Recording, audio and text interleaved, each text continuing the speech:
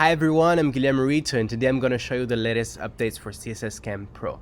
We've worked for almost 5 months into building a totally new background editor, which you can use to create almost any kind of CSS background. Let me show you how it works. So now you have background layers because CSS backgrounds can be composed of infinite layers. So let's create a background to show you how it works. So first we add a layer, and each layer you have some controls like toggle so that you can see how is the background with and without this layer. You can duplicate the layer and you can remove the layer. You can also reorder the layers. Layers can be of multiple types. We have solid, linear gradient, radial gradient, conic gradients, image, pattern as in the previous versions, and noise. So let's start with a linear gradient. Linear gradients are like these, and you can change the colors. It will go from one color to another one. So let's say we want from red to black.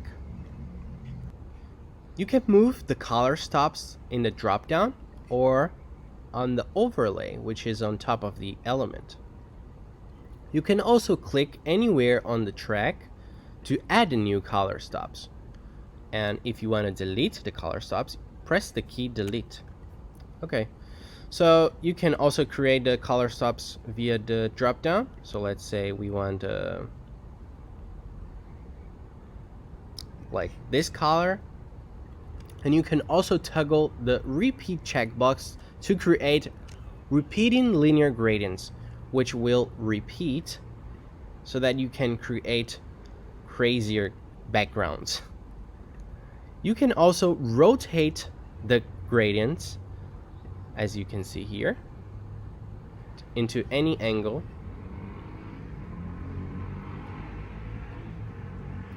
And you can also resize the gradient. Let me show you how it works. Okay, so let's keep it simple. And let's resize this gradient to the left. So as you can see, the red goes more to the left, but you can also bring it back here. You can also resize to the right side, and you can keep rotating it. It's still gonna work. Okay, so let's create our first layer, which is gonna be this one. Now let's add a new radial gradient layer. Okay, so radial gradients comes from the center to the outside, and you can also resize them into any side. Also, another useful thing using the background editor is that you can hold the Option key on Mac and the Control key on Windows to see through the editor. So let's suppose you want to bring this color stop into somewhere around here. So if we hold the Option key, you can bring it here, and you will be able to control the color stops that without holding the Option key would not be visible. Okay, so let's create a simple radial gradient just to show you how it works.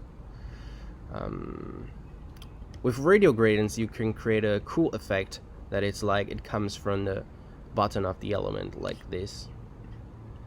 You can also change the color to maybe yellow or something like that. Okay, so this is a layer. Now let's create a conic layer. Conic layers are like this, and you can add multiple color stops, and you can also add the repeat. So as you can see, you drag it and it's going to repeat. And you can also move it to any position you would like it to be, like this. So with repeat and without repeat, you can also add other color stops, like with different colors and things like that, like this. And each layer has a blend mode option that you can change. So every layer starts with the background blend mode set as normal, but you can also change them to any of these options. This is kind of complicated, but it works the same way as design editors like Photoshop and tools like that, Adobe Illustrator, etc. So let's choose overlay. So you have these all these different kinds of blend mode that you can choose. Now let's create an image layer. Image layers currently only works if you have the URL or path. So let's say landscape.jpg. So there are some options for background size, which can be fill, fit, stretch, and custom. The custom is really nice because you have full control over the background image size and position. The positions are in percentage and the size are in pixels. So here I'm resizing this background and moving it. The background repeat by default is repeat, but you can choose to repeat only on the x-axis or in the y-axis, or no repeat. And as you can see, I'm moving this layer. You can also create different kinds of background blend modes and things like that. So there's also the pattern layers, which are kind of the same as in the previous updates, but we've added 18 new options made by our team. So so let's use this for example. Let's change it to white, and also this one is cool.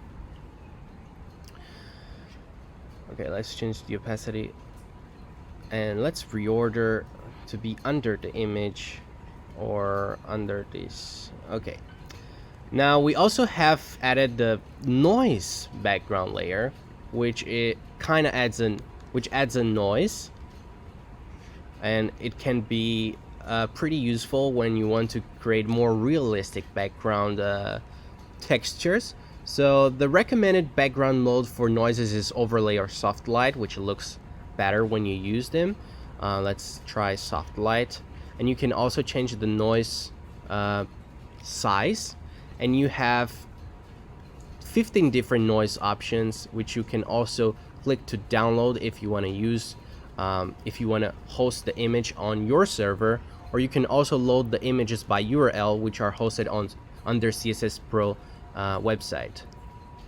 But this only works if you have internet. Now that if we finish our background, you can get the code via the CSS changes menu, which will give you the full CSS code you need, or you can also go to the code editor and see it here.